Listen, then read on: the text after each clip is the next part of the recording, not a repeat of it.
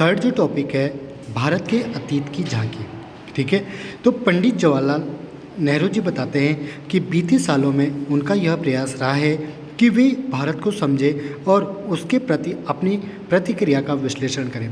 तो पंडित जवाहरलाल नेहरू कहते हैं कि बीते सालों से उनका यह प्रयास रहा है कि वे भारत को समझें, ये भारत के अतीत को समझें, भारत के इतिहास को समझें और उसके प्रति अपनी प्रतिक्रियाओं का विश्लेषण अर्थात उसके प्रति अपनी बात को रखें।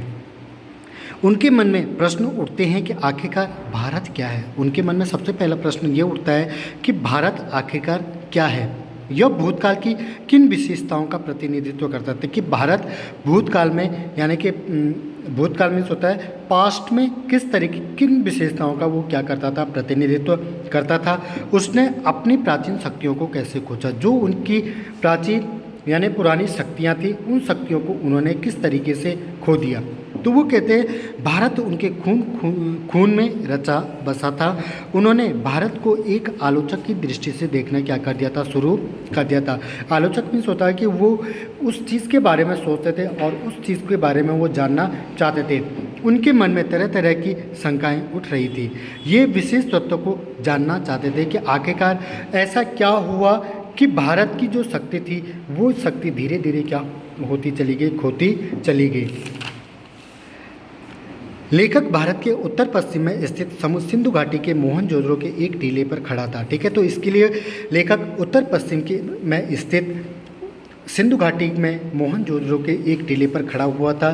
तो जो इस नगर की जो 500 वर्ष पूर्व बताया गया था, इस नगर मोहनजोदड़ो का जो नगर था वो 5000 वर्ष पूर्व बताया गया था और यह एक पूर्ण विकसित क्या थी, सभ्यता थी। यानी कि यहाँ पर किसी भी चीज़ की क्या नहीं थी, कोई भी कमी नहीं थी।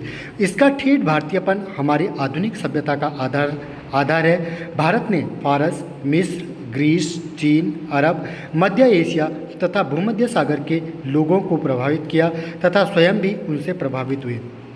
देखिए, तो जो ये मोहनजोदड़ो यानी कि जो ये सभ्यता थी, इस सभ्यता ने मिस्र, ग्रीस, चीन, अरब, मध्य एशिया, फारस, भूमध्य सागर के लोगों को क्या किया था, प्रभावित किया था तथा इन देशों की सभ्यता से भी स्वयं को क्या किया, इन्होंने प्रभावित हुए।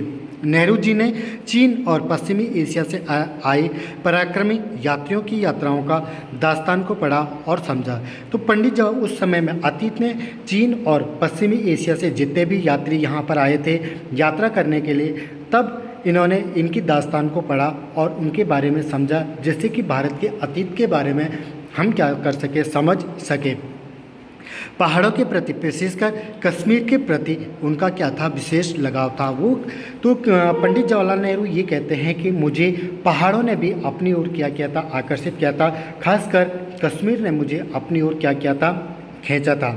भारत की नदियों ने भी पंडित जवाहरलाल नेहरू को क्या किया था, आकर्षित किया था।